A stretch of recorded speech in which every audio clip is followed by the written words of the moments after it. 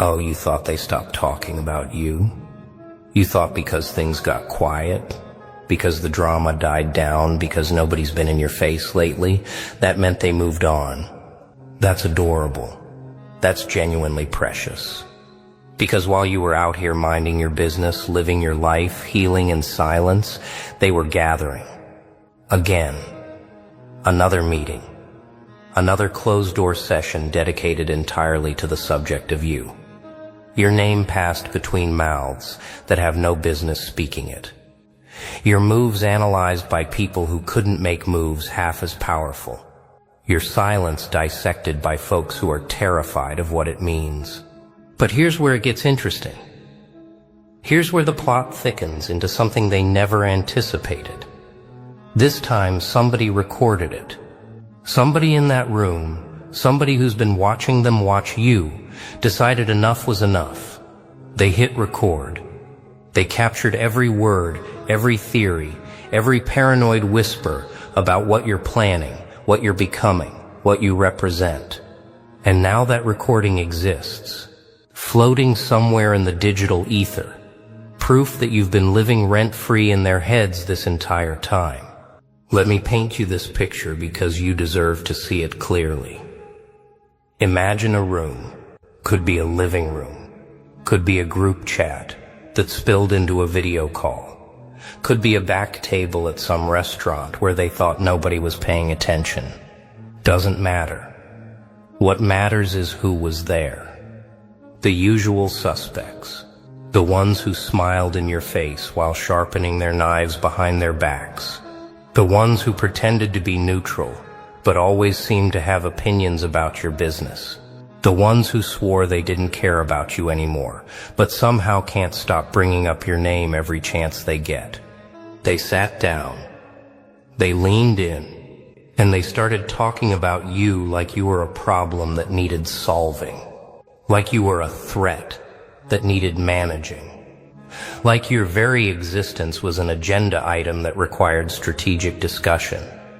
And somebody with more conscience than the rest of them, somebody who maybe started seeing through the circus, they recorded the whole thing. You want to know what was said? You want to know what they're so worried about? Let me break it down for you, because the themes are predictable as clockwork. They always are with people like this. First, they talked about your silence. Oh, your silence is eating them alive. They cannot figure out why you stopped engaging, why you stopped explaining yourself, why you stopped defending your name when they drag it through whatever mud they can find. They expected you to come back fighting.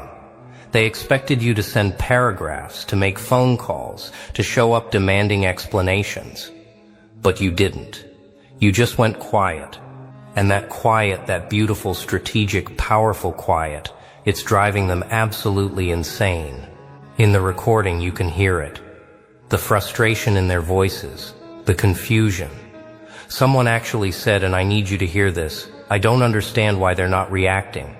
It's like they don't even care. And someone else responded, that's what worries me. Good. Let them worry.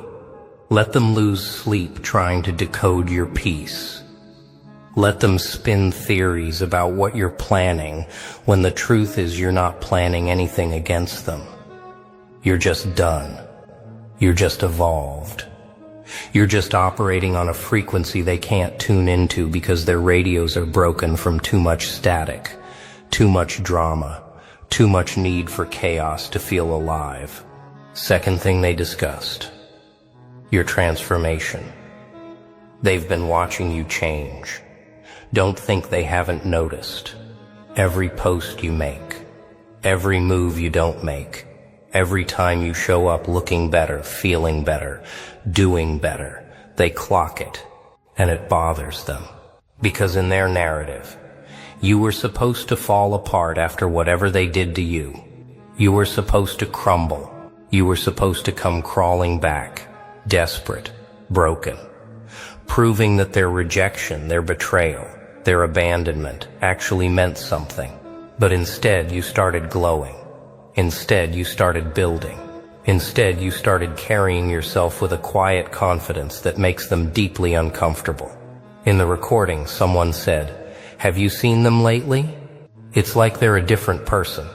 And they didn't say it with admiration.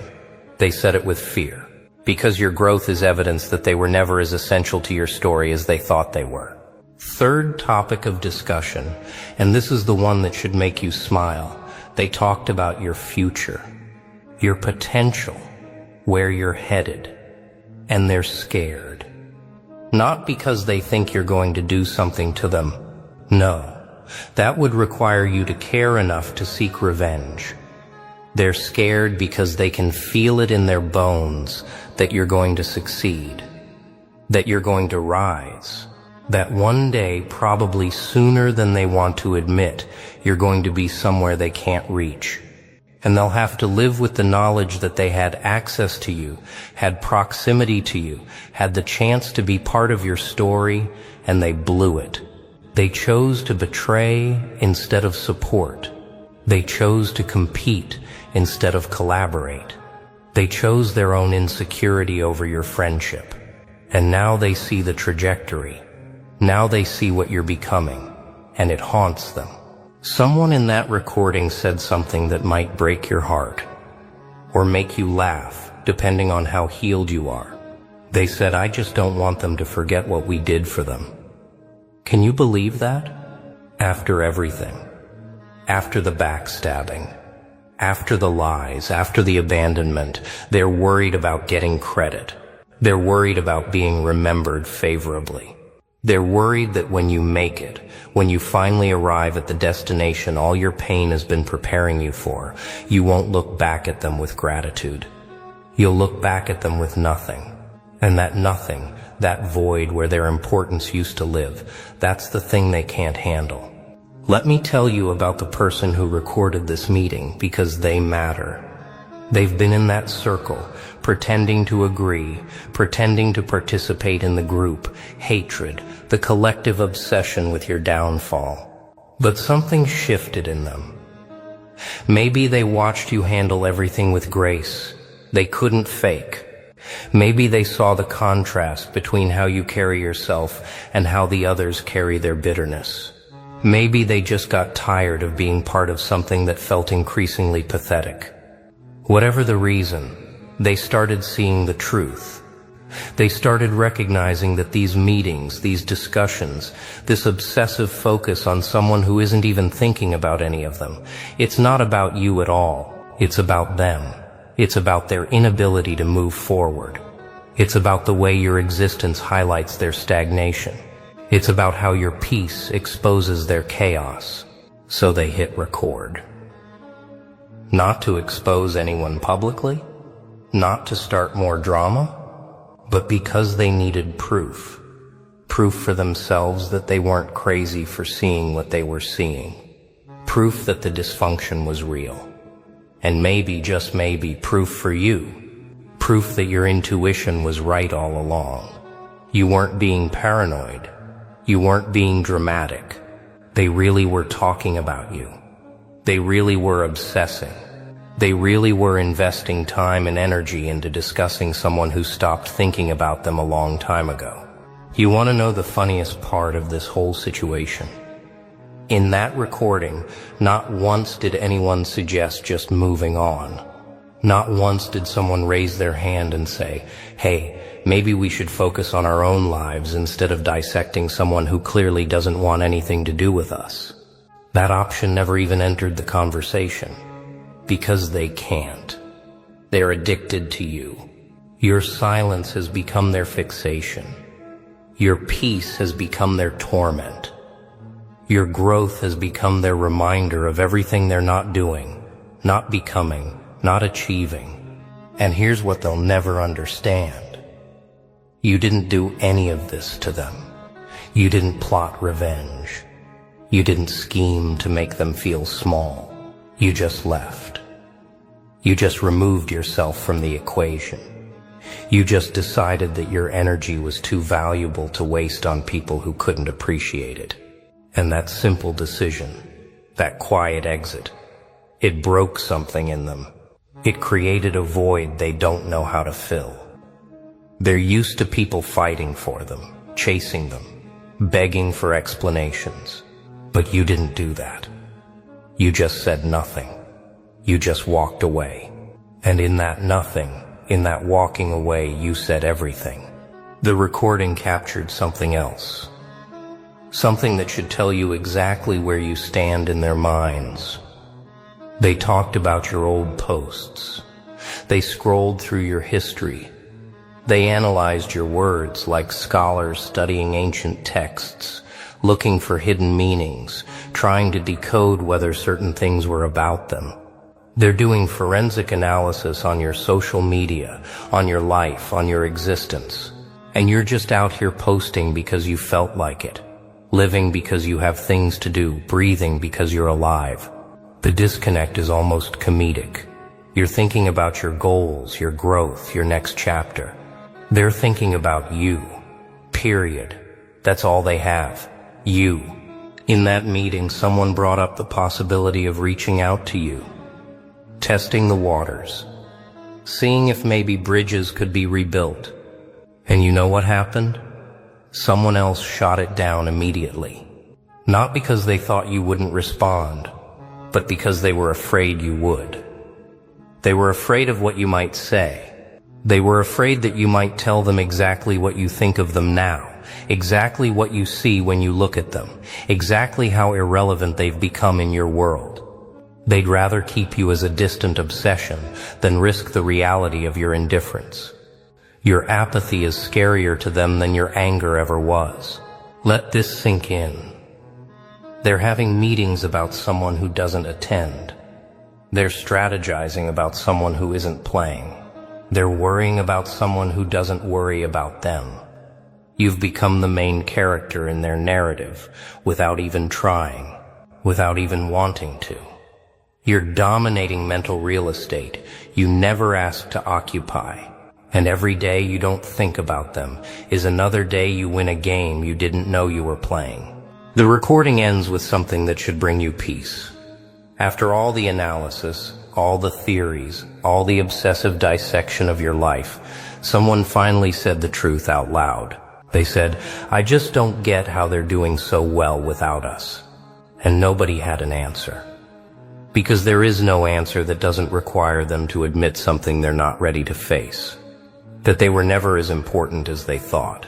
That you were always the strong one. That your attachment to them was a choice, not a necessity. And when you chose differently, when you redirected that energy back into yourself, you discovered something they'll never know. You discovered that you were whole all along. You were complete all along. You were enough all along.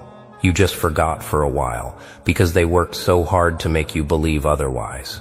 So what do you do with this information? What do you do knowing that somewhere out there, a recording exists of people who wronged you, sitting around discussing you like you're the weather? Nothing. You do absolutely nothing different. You keep walking. You keep building. You keep healing. You keep becoming the version of yourself that makes their meetings feel even more pointless. You keep being so focused on your own path that their obsession becomes the most one-sided relationship they've ever been in. Because here's the ultimate truth. People who are happy don't sit around having meetings about people who left their lives. People who are fulfilled don't analyze every move of someone who went silent. People who are at peace don't need recordings of their own dysfunction to validate their existence. But people who are empty, people who built their identity on being important to others, people who don't know who they are without someone to compare themselves to, compete with, feel superior to, those people have meetings. Those people record discussions. Those people cannot move forward because their feet are cemented in the moment you walked away. And that recording, that evidence of their obsession, it's not really about you at all. It's about them. It's always been about them. Their insecurity, their inability to self-reflect, their desperate need to make you the villain so they don't have to examine their own choices. You just happen to be the screen they're projecting their issues onto. You just happen to be the name they invoke when they can't face their own emptiness. So let them meet. Let them record. Let them analyze and theorize and worry about what you're doing, where you're going, who you're becoming. While they're doing all that, you'll be actually living, actually growing, actually building something worth being jealous of. And one day, when the recording surfaces, when someone thinks it's important enough to show you, you'll listen. You'll hear their pettiness, their fear, their obsession, and you'll smile. Not because you won, but because you realized you were never competing. You were just leaving, and they still haven't figured out how to watch you go.